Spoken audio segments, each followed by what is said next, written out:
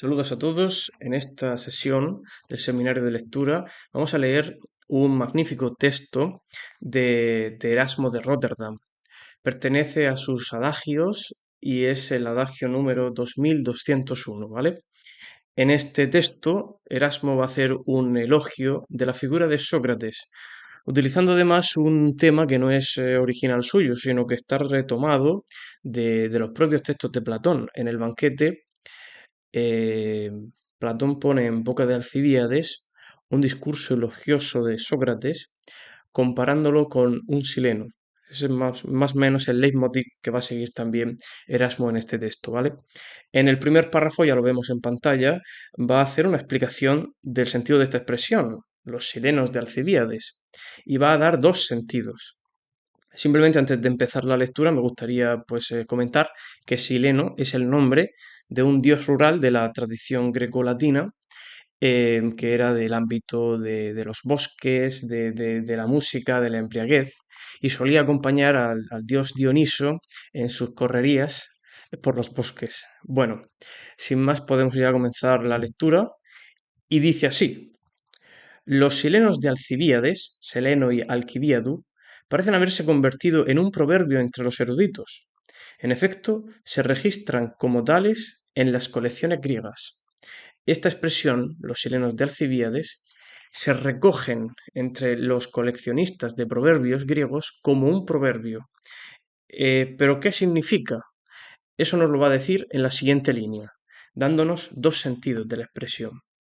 Puede emplearse esta expresión tanto para uno referirse a una cosa que, aunque en apariencia y a primera vista, como suele decirse, parezca vil y ridícula, sin embargo, al contemplarla por dentro y más de cerca, en latín interius ac proprius, resulta admirable.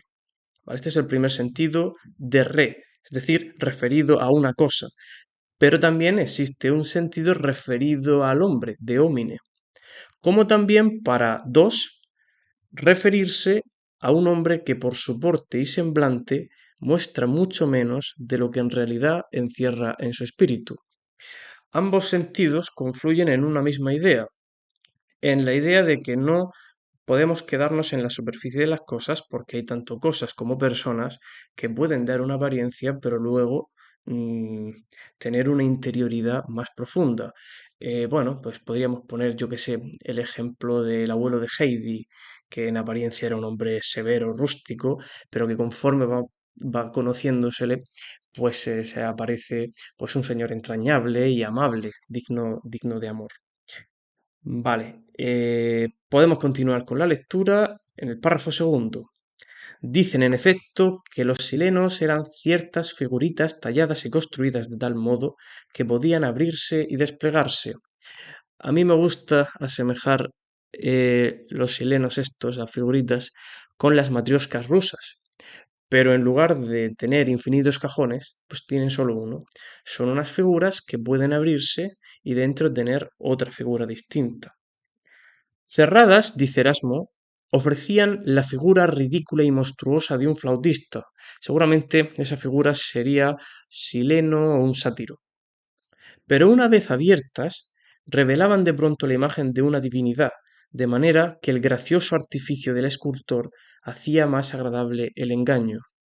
Lo que nos quiere decir el escultor de esta figurita es que no debemos quedarnos con la superficie de las cosas, no nos quedemos con la apariencia, con la imagen, sino que vayamos más allá e intentemos profundizar, no quedarnos solamente en la superficie. Esa era la enseñanza de estas figuritas.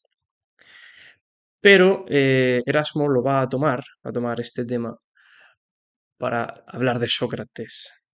Dice Erasmo, el tema de estas estatuillas fue tomado de aquel sileno ridículo, pedagogo de vago y bufón de las divinidades poéticas. Se está refiriendo a Sócrates, el bufón de las divinidades poéticas, puesto que también ellas, las divinidades, siguiendo el ejemplo de nuestros príncipes, tienen sus propios gelotopoioi, es decir, sus propios bufones. Aquí Erasmo se pone un poco cómico y dice, bueno, al igual que los príncipes necesitan en su corte de bufones, también los dioses los necesitan. En este caso, pues uno de esos bufones es Sócrates, bufón de no cualquier divinidad, sino una de las divinidades poéticas.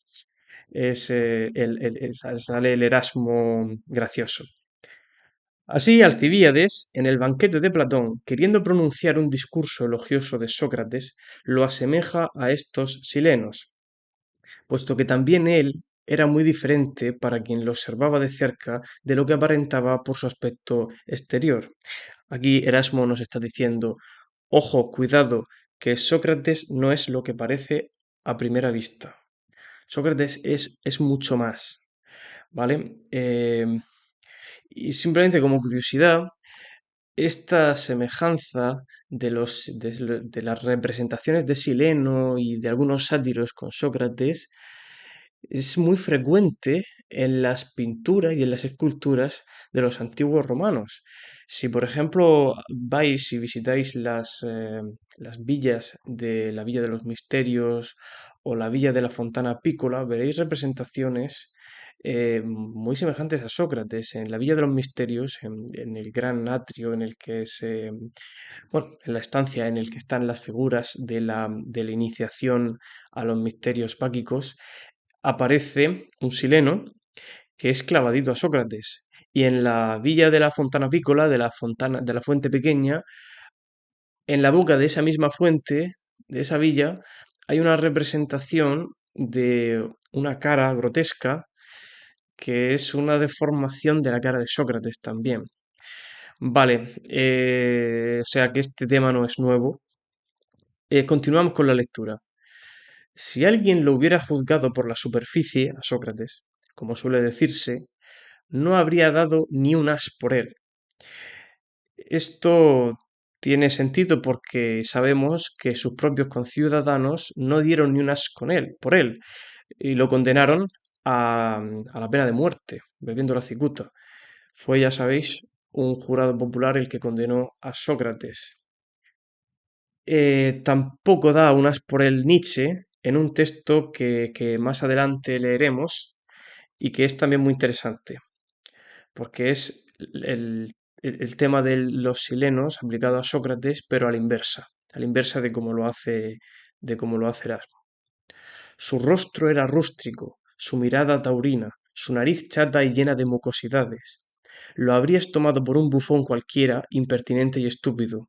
Su porte era descuidado, su manera de hablar sencilla, plebeya y humilde, como quien tiene siempre en la boca a cocheros, zapateros, bataneros y artesanos. Esto de la manera de hablar sencilla, plebeya y humilde lo demuestra Sócrates cuando recibe de sus discípulos la posibilidad de disponer de un abogado que mediante grandes discursos y elocuencia lo defendieran en el juicio este que fue condenado. Y sin embargo, él rehúsa aceptar a esos abogados y decide defenderse con su hablar tosca y ordinaria a sí mismo en el juicio. Vale. De ahí, en efecto, solía sacar aquellas eisagogai suyas, esas introducciones en sus discursos, con las que apremiaba en las discusiones. Vale, en este punto me gustaría leer un fragmento de una obra de Nietzsche, está tomada del Crepúsculo de los ídolos, en concreto de la sección, el capítulo reservado a la figura de Sócrates. El título de la sección es El problema de Sócrates. En el apartado 3 o parágrafo 3 dice así: por su origen, Sócrates pertenecía a lo más bajo del pueblo. Sócrates era chusma. Se sabe e incluso hoy se puede comprobar lo feo que era, pero la fealdad, que en sí constituye una objeción, era entre los griegos casi una refutación. Ya sabéis que los griegos tenían esta idea de que todo lo bello es bueno, ¿vale? Y que lo bueno es bello también. ¿Fue Sócrates realmente un griego? Dice Nietzsche. Con bastante frecuencia, la fealdad se debe a un cruce que entorpece la evolución. En otros casos es el signo de una evolución descendiente. Este discurso es un poco peligroso, ¿verdad?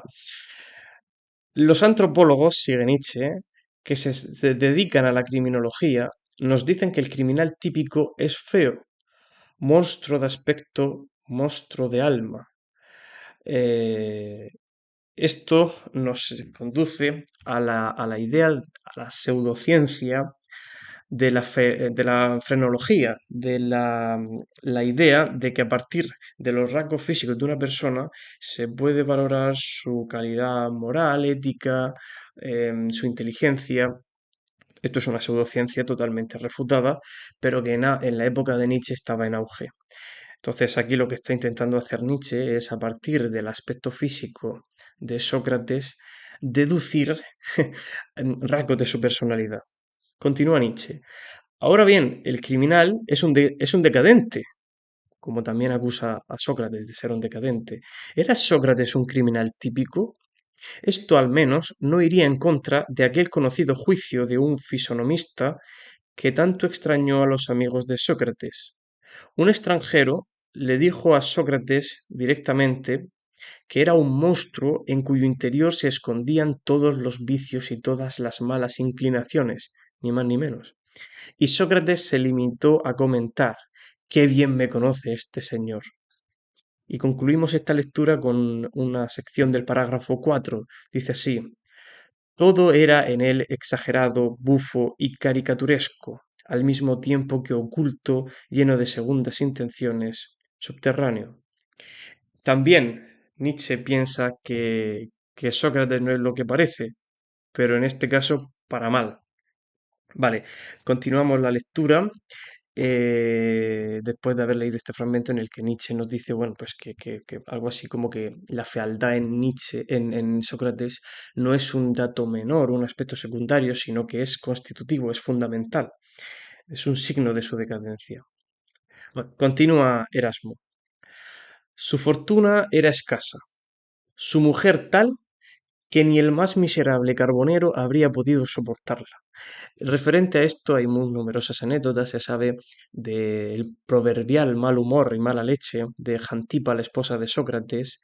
Está continuamente recriminándole, porque bueno, es que Sócrates también tenía lo suyo, ¿no? Pero que siempre estaba fuera de casa, que se las pasaba hablando con sus amigos, le mandaba a comprar pescado y volvía a los 3 días sin dinero y sin pescado. En fin, imagínense cuando se mete en el fregado de los juicios estos, con la posibilidad de que sea condenado a muerte, con numerosos hijos a los que atender, pues Jantipa se pasa la mitad del proceso llorando y gritando a Sócrates, de manera que incluso en algunos momentos tiene Sócrates que pedir a sus amigos, a sus discípulos, que por favor la cojan y la saquen de escena, porque, bueno, y también existe una famosa anécdota que dice así: en una ocasión se presentó Jantipa en Atenas, mientras Sócrates estaba discutiendo con unos amigos, pues, sobre lo humano y lo divino, y empezó a gritarle, y como Sócrates no atendía a razones, porque era una persona que se mantenía en sus 13, como ya sabéis, cogió un balde de agua o un caldero y se lo vertió por la cabeza, ante la sorpresa de sus amigos, que le decían: «Pero bueno, Sócrates, no le vas a decir nada, no vas a justiciarla, no vas a recriminarle esta mala acción». Y dice: «Queridos amigos», dice Sócrates, «¿es que acaso no sabéis que cuando Jantipa truena es que viene con lluvia?». Refiriéndose a esto, ¿no? A que cuando Jantipa grita es que a la larga pues vendrá con un caldero de agua y nos lo echará por encima. Vale, continúa Erasmo. Parecía admirar la belleza de los jovencitos, parecía también amar y dejarse tocar por los celos, a pesar de que el mismo Alcibíades había constatado que Sócrates estaba lejos de tales afectos disdiapasón, a una distancia de 2 octavas, es decir, que estaba lejos de estas bajas pasiones, absolutamente. Entonces, aquí hay otro melón, el que quizás sería interesante abrir en el futuro. Sobre esto hay más textos que comentaremos aquí en este canal, pero es la naturaleza de la relación entre Sócrates y Alcibíades. Se ha mencionado pues que tal vez eran amantes, aunque Alcibíades parece negarlo, al menos en el sentido en el que hoy consideramos un amante en el banquete de Platón, o si era simplemente una relación maestro-discípulo con las connotaciones que la antigua Grecia esto implicaba. Y bueno, aquí lo que Alcibíades dijo en el discurso fue que tal vez Sócrates era un viejo verde en aspecto, pero no en espíritu, podríamos decir. Continuamos. En suma, aquella broma constante suya guardaba cierta semejanza con la de un bufón. En una época en la que la ambición de profesar la sabiduría entre los ignorantes ardía hasta el punto de la locura, no era solamente Gorgias el que presumía de no ignorar nada, y en que por todas partes pululaban charlatanes de esa ralea, sólo él repetía constantemente que lo único que sabía era que no sabía nada, pero solo sé que no sé nada, que sobre el cual después volveremos, ¿vale? Pero ahora podemos continuar la lectura, si no el vídeo se va a hacer interminable. Parecía inepto para cualquier cargo público, hasta tal punto que cierto día, al intentar pronunciar no sé qué discurso ante el pueblo, fue expulsado entre burlas. Con esto basta con decir que en el primer discurso del juicio, tras el primer discurso, fue condenado por un porcentaje de la población no tan alto como en el segundo.